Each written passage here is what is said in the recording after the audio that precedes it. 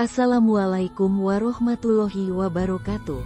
Kali ini kita akan mengisahkan arwah tukang perahu di dermaga tua. Bagaimana ceritanya? Mari kita simak bersama kisahnya. Namun sebelum itu sempatkan tulis sholawat di kolom komentar, supaya komentar itu menjadi saksi kita mendapatkan syafaat dari Rasulullah nanti di akhirat. Amin. Di tepian Bengawan Solo yang sepi, terdapat sebuah dermaga tua yang sudah lama ditinggalkan. Kayunya lapuk, sebagian tenggelam di air yang keruh. Namun, di malam-malam tertentu, penduduk desa sering mendengar suara dayung beradu dengan air, disertai suara lirih seseorang memanggil, "Naik, naik, ayo, naik." Siapapun yang pernah mencoba mendekat, konon tidak pernah kembali. Aji, seorang pemuda desa yang terkenal pemberani, mendengar cerita itu dari para tetua. Mereka selalu melarang anak-anak mendekati dermaga tersebut, apalagi setelah matahari terbenam. Tapi bagi Aji, cerita itu hanya dongeng untuk menakut-nakuti anak kecil. Ia merasa penasaran, terutama setelah temannya, Bagus, mengaku pernah mendengar suara itu. "Jangan bercanda, Gus. Mana mungkin ada suara di sana? Dermaga itu sudah lama nggak dipakai," kata Aji sambil tertawa kecil. "Aku nggak bercanda, Ji. Aku dengar sendiri. Malam itu, aku lewat situ waktu pulang dari rumah Parman. Aku dengar suara dayung, terus ada yang manggil, 'Naik.' Aku langsung lari sekencang mungkin," cerita Bagus dengan wajah serius. Aji hanya menggelengkan kepala. "Besok malam, aku ke sana. Kalau bener ada suara, aku bakal kasih tahu kamu."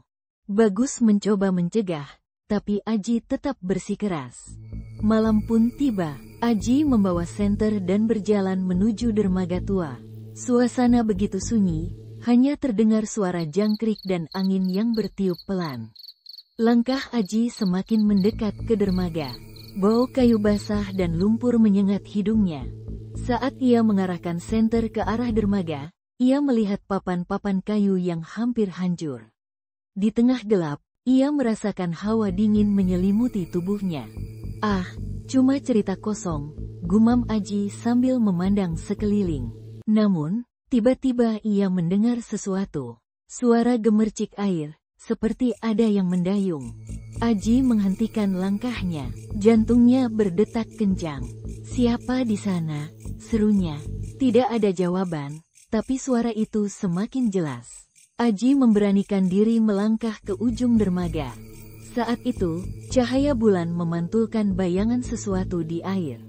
Aji melihat sebuah perahu kecil mendekat ke dermaga. Di atasnya, seorang pria tua dengan tubuh kurus dan wajah yang hampir tidak terlihat, mendayung dengan lambat. "Mau menyeberang?" tanya pria itu dengan suara parau. Aji terdiam, mulutnya kaku. Tapi rasa penasarannya mengalahkan rasa takut. "Kamu siapa? Dermaga ini sudah lama ditinggalkan."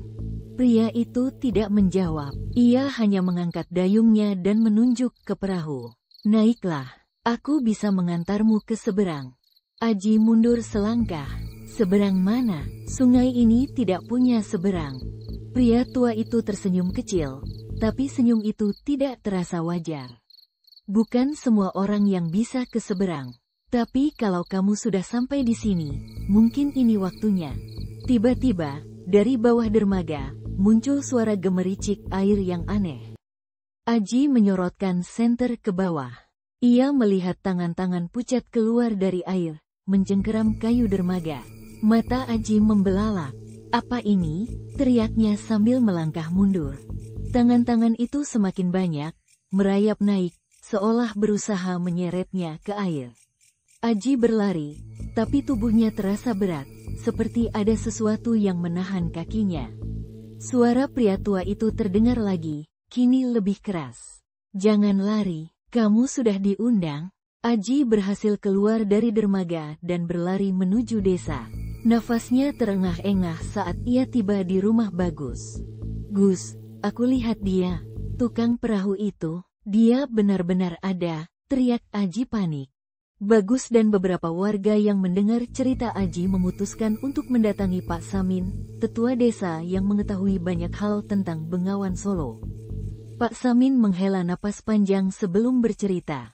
Tukang perahu itu dulunya memang ada. Namanya Mbah Suro. Dia biasa menyeberangkan orang di sungai ini. Tapi suatu hari, dia hilang. Orang-orang bilang, dia tenggelam bersama perahunya. Sejak itu, arwahnya tidak pernah tenang.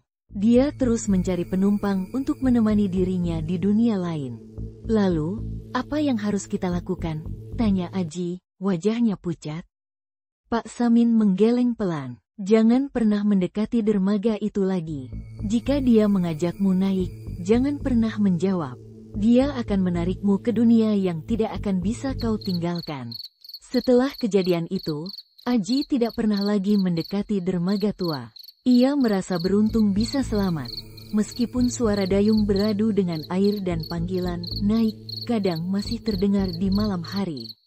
Warga desa kini semakin yakin bahwa Bengawan Solo tidak hanya menjadi saksi kehidupan, tetapi juga menjadi tempat bersemayamnya arwah-arwah yang tak tenang.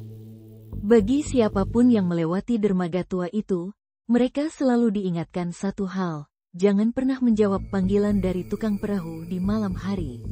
Sebab, begitu kamu melakukannya, tidak akan ada jalan untuk kembali. Semoga kisah ini dapat kita ambil pelajarannya. Terima kasih. Wassalamualaikum warahmatullahi wabarakatuh.